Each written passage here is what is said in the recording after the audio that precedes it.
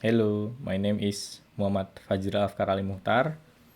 With I am a student of Institut Teknologi Bandung with the student number 1221850.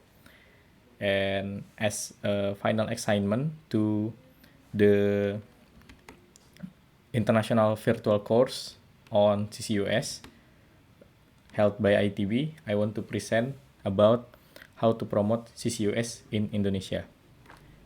The first one, I want to talk about climate change. Climate change has brought some devastating effects to humanity. This is one of the example I took from the Wall Street Journal about heat waves in the United States.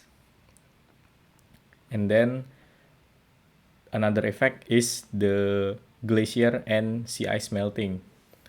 Glacier and sea ice melting could bring devastating effects because sea level could rise and cities could drown underwater, especially coastal areas now will be drowned if the sea level rise. What drives this is a global temperature rise. As we can see from the 18th century, global temperature have risen spectacularly. So, as we can see in this figure taken from Our World in Data. As this is a global problem, all the nation in the world agrees in the Paris Agreement. It is a legally binding international treaty, and then its goal signed by 196 nations in Paris at 2015. Its goal is to prevent global warming to below 2 and preferably to 1.5 degrees Celsius compared to pre-industrial levels by reducing greenhouse gas emissions. And Indonesia is one of the countries that adopted the Paris Agreement. Next, I want to talk about the emission in Indonesia. Very high recent from 1950. It has risen to 600 million tons per year annually, as we can see in this figure, also by Our World in Data.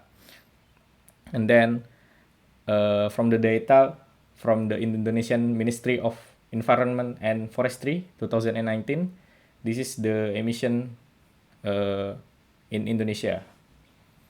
And then the biggest cause of the emission is energy, denoted by the blue color in the bar chart, and then land use, denoted by the orange color in the bar chart.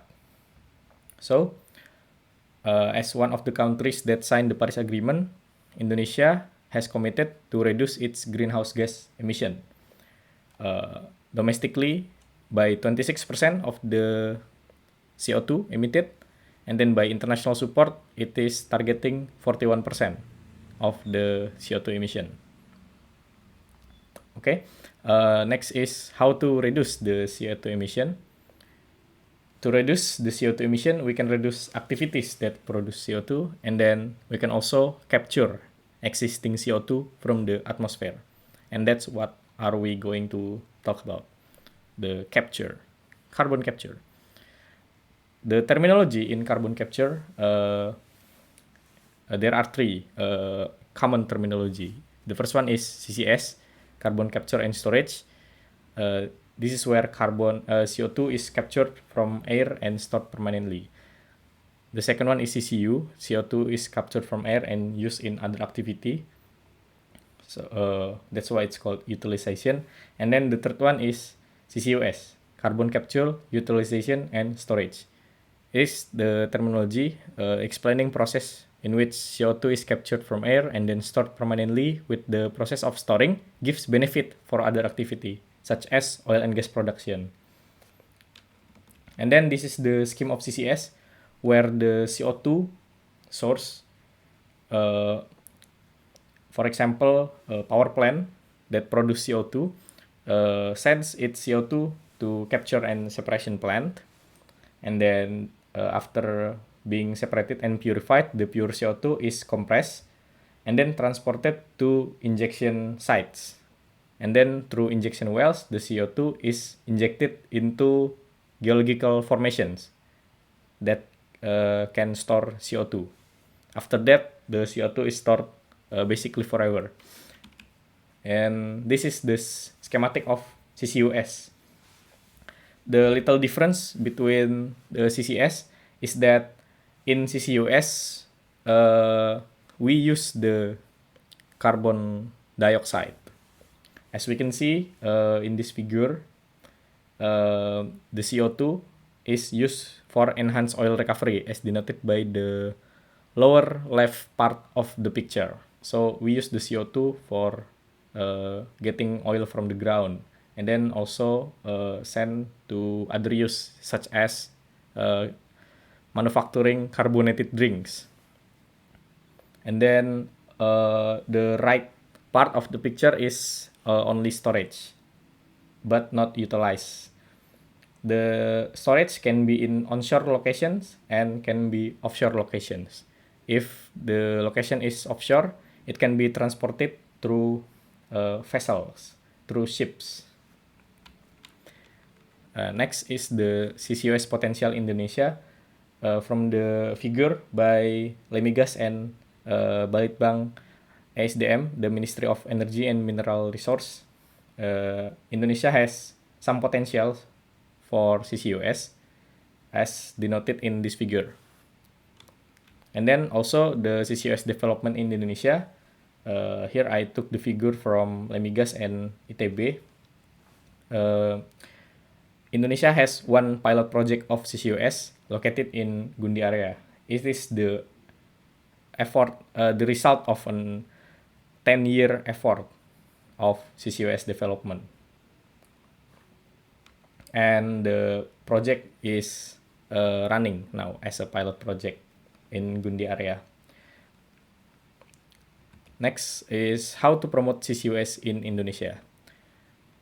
The first thing we can do is public engagement. We can engage the public about the danger of climate change, and then also CCS or CCUS as a safe way to help prevent climate change by capturing the CO2. The methods can be through television, social media, newspaper, outdoor media, radio, and magazine. From the research conducted by Nielsen Indonesia, and I got the data via katadata.co.id, the data from 2017 showed that television is the most penetrated media in Indonesia, followed by outdoor media such as banners and internet, radio, newspaper, and magazine. So, television should be the main media of promoting CCUS if we want to have maximum penetration. The next is the benefits of public engagement. Public engagement can bring openness, increase representativeness in decision making, and then to help address issues like public mistrust in science and technology. And then continued dialogue with the public can help to increase public trust and acceptability of new technology such as CCUS and build public support for policy and regulation. This is from RAND Corporation. And then the policy, public engagement can drive policy. Policy can drive the development of technology through incentives for R&D program, research and development program, and for implementation. So CCUS can benefit from policy that benefits CCUS. And then the last thing is knowledge sharing. R&D program, which can be driven by policy, it can excel through knowledge sharing.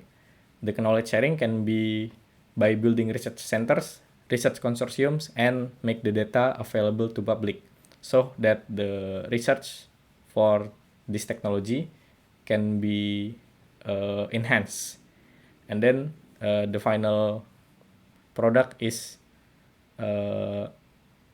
reducing CO2 emissions. Thank you.